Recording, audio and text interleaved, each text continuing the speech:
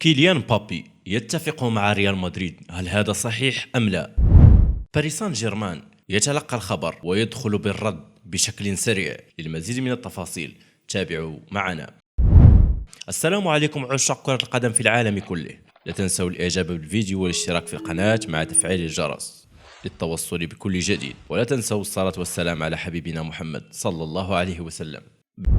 بعد الحديث عن توصل اللاعب الفرنسي كيليان مبابي إلى اتفاق خلال الأيام الماضية مع نادي ريال مدريد الإسباني للانضمام إلى صفوفه في صفقة انتقال حرة بداية من الموسم المقبل، خرج باريس سان جيرمان مالك عقد مبابي ليرد بقوة على هذه الزعامة. وبحسب إذاعة مونت كارلو الدولية فقد رد باريس على الأنباء التي تزعم توصل نجم نادي العاصمة الفرنسية للاتفاق مع ريال مدريد بالقول إن اللاعب لم يبلغهم بأي قرار اتخذه حتى الآن، وبات بإمكان بابي التفاوض والتوقيع في آخر 6 أشهر من عقده، لكن بشرط إبلاغ النادي الفرنسي مسبقا حيث ينتهي عقده في يونيو 2024. وأشار ممثلو مبابي إلى أنهم ليسوا على علم بوجود اتفاق التي تتحدث عنه الصحف، كما أنهم يتوقعون أن يحصلوا من اللاعب على قراره بشأن مستقبله قبل أي مصدر آخر. وأشار المصدر ذاته إلى وجود حالة من الصمت من جانب المقربين من بابي إن لم يعلقوا على هذه الأنباء الأخيرة بشأن الاتفاق مع ريال مدريد،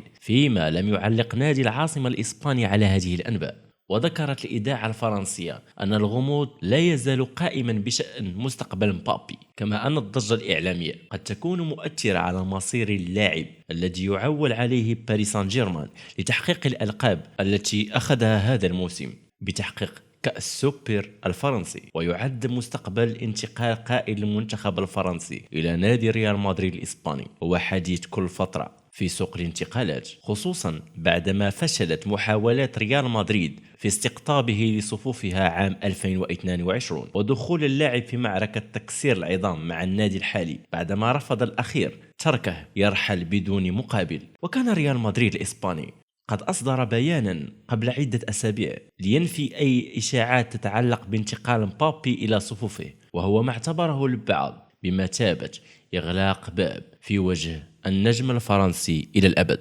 هذه كانت مستجدات ريال مدريد مع مبابي. أنتم كعشاق لكرة القدم وكمحللين ولديكم رؤية في هذا المجال، ما رأيكم في انتقال مبابي إلى ريال مدريد؟ هل سوف تتم الصفقة أو سوف ينتقل إلى فريق آخر؟ شاركونا في التعليقات، فآراؤكم مهمة لنا. كما لا تنسوا مشاركتنا في التعليقات بالأشياء التي تريدون أن نتحدث عنها، ولا تنسوا كثرة الصلاة والسلام على حبيبنا محمد صلى الله عليه وسلم، مع الاشتراك في القناة والضغط على زر لايك، مشاركة الفيديو. تحياتي لكم.